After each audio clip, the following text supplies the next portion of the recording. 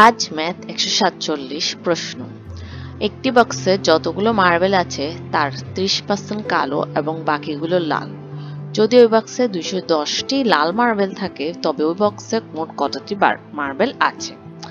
এখন আমাদেরকে দেওয়া আছে 30% কালো, তার মানে বাকিগুলো লাল।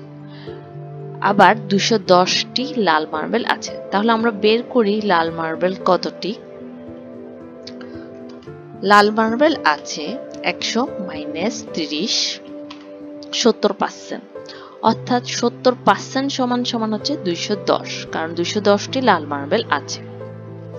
70% মার্বেল সমান 210, 1% মার্বেল সমান 210 ভাগ 70, তাহলে 100% মার্বেল সমান 210 গুণ 100 ভাগ 70। ক্যালকুলেশন করলে পাই 300টি, অর্থাৎ ওই বক্সে মোট মার্বেল আছে 300টি। এই ধরনের আরো ভিডিও পেতে please subscribe my YouTube channel. Please আমার চ্যানেলটাকে গ্রো করার জন্য হেল্প করুন। ধন্যবাদ। আল্লাহ হাফেজ।